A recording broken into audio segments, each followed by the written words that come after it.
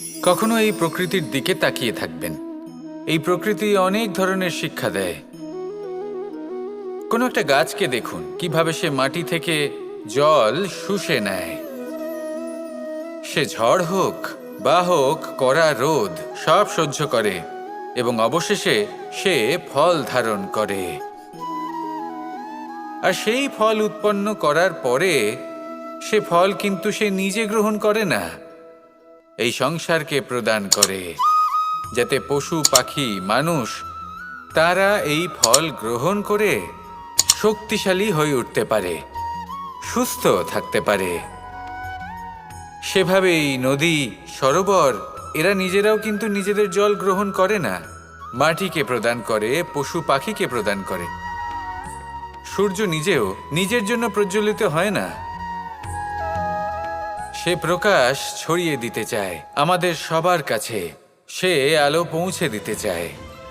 এই প্রত্যেকের কর্মে পরমার্থ নিহিত আছে, আর সেই জন্যই এদের সকলকে পুজো করা হয়। তাই মনে রাখবেন, আপনার কাছে জীবন যাপনের অতিরিক্ত যা কিছুই আছে তা পরমার্থের জন্য। তাহলে তার সদ্ব্যবহার করুন আর আমার সাথে ভালোবেসে বলুন, রাধা রাধা।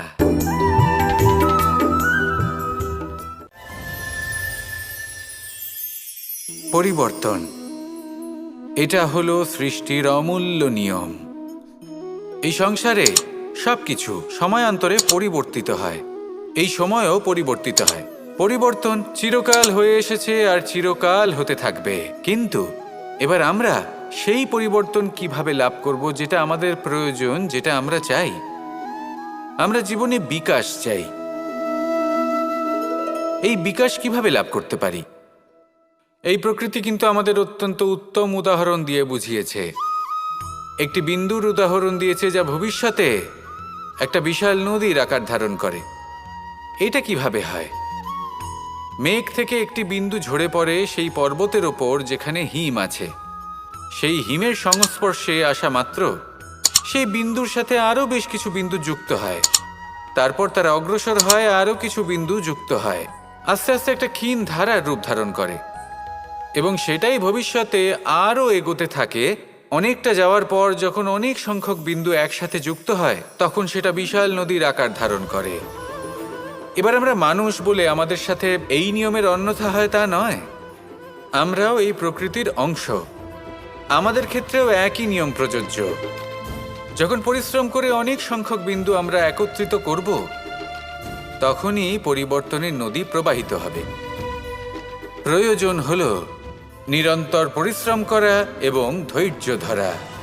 এটা করতে থাকুন, জীবনে সব কিছু লাভ করতে পারবেন।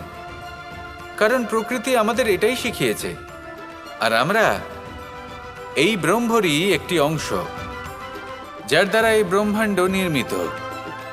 আসুন আমার সাথে ভালোবেসে বলুন, রাধা রাধা।